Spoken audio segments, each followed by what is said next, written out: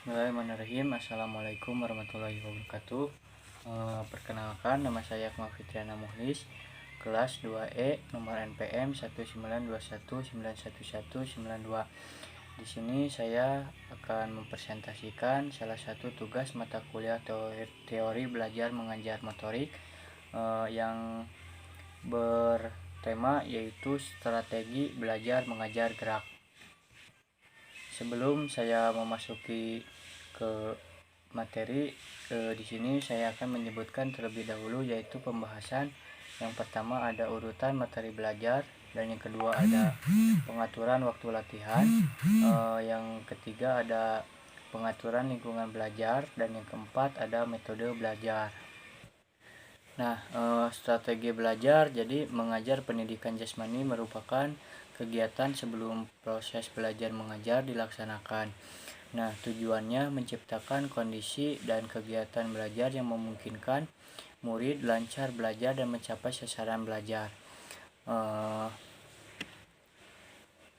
Tujuannya yaitu yang pertama untuk mengetahui pengaturan urutan materi belajar, yang kedua mengetahui pengaturan waktu latihan, yang ketiga mengetahui pengaturan lingkungan belajar, yang keempat mengetahui metode belajar mengajar. Baik, yang pertama pembahasan yaitu yang pertama ada urutan materi belajar. Materi pembelajaran yang sudah ditentukan ruang lingkup serta kedalaman dapat diurutkan melalui dua pendekatan pokok. Yang pertama ada pendekatan prosedural. Urutan materi pembelajaran secara prosedural menggambarkan langkah-langkah secara urut sesuai dengan langkah-langkahnya melaksanakan suatu tugas.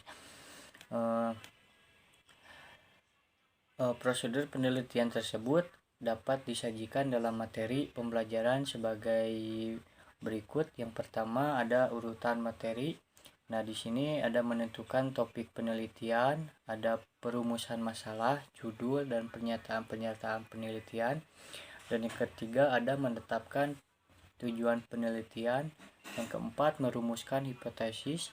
Yang kelima ada memilih subjek penelitian atau populasi dan sampel. Yang keenam ada mengenali jenis dan penelitian. Dan yang terakhir ada menentukan metodologi penelitian. Selanjutnya yang kedua ada pendekatan hierarkis. Artinya urutan materi pembelajaran secara hierarkis menggambarkan urutan yang bersifat berjenjang dari bawah ke atas atau juga dari atas ke bawah. Materi sebelumnya harus dipelajari dahulu sebagai prasyarat untuk mempelajari materi berikutnya. Nah, agar peserta didik mampu menyusun rancangan penelitian, maka peserta didik terlebih dahulu harus mempelajari konsep-konsep dasar ilmu pengetahuan yang mencakupnya. Di sini saya akan menyebutkan beberapa peserta didik agar peserta didik mampu rancangan penelitian.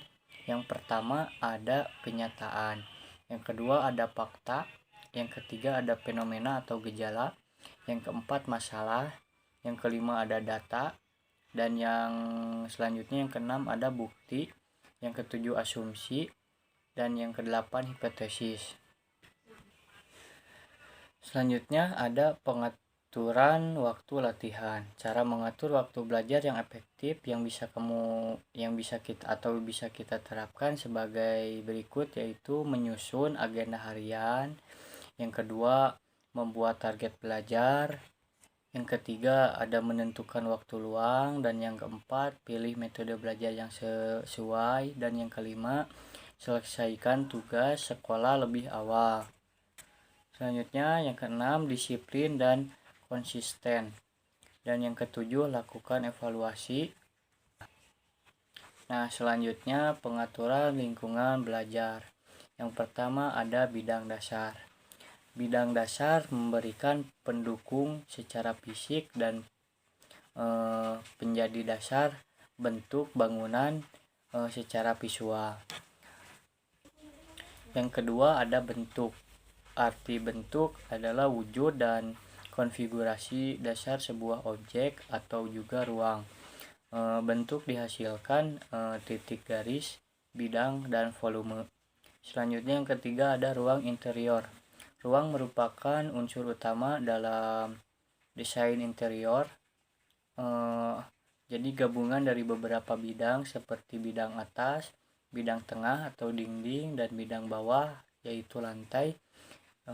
Melalui volume ruang, anak tidak hanya bergerak tetapi juga melihat bentuk-bentuk warna dan mendengar berbagai suara dan juga merasakan hembusan angin. Yang keempat ada cahaya. Cahaya mempengaruhi penataan interior dalam hal menentukan atmosfer ruang dan mempengaruhi mood pengguna dan juga mendukung fungsi ruang.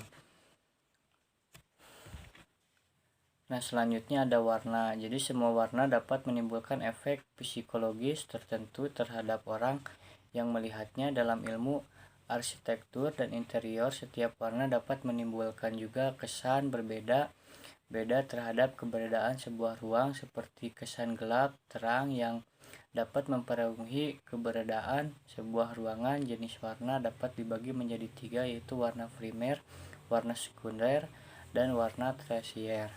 Nah, tujuan dari warna adalah yang pertama ada menciptakan suasana, yang kedua ada menunjukkan kesatuan dan keragaman, dan yang ketiga ada mempengaruhi skala, dan yang keempat ada memberikan kesan berat dan juga bisa mendefinisikan bentuk.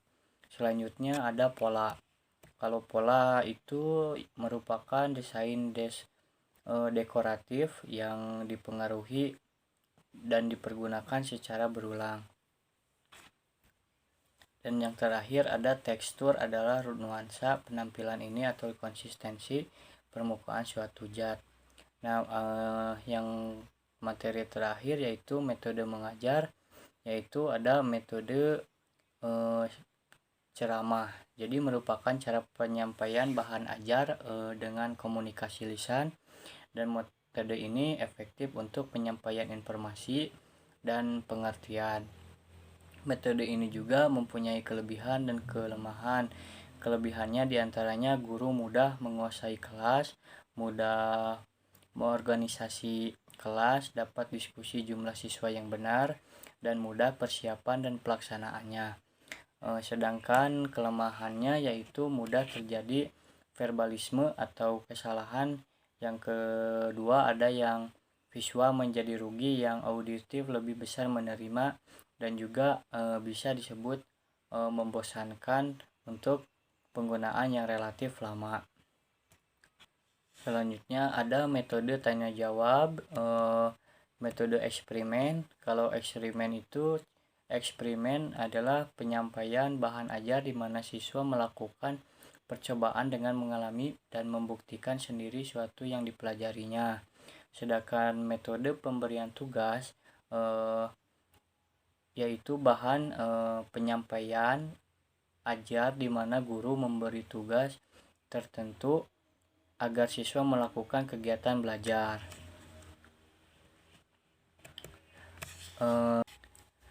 Itulah materi yang bisa saya sampaikan. Selanjutnya saya akan menyebutkan kesimpulan. Jadi strategi belajar mengajar pendidikan jasmani merupakan kegiatan sebelum proses belajar mengajar dilaksanakan.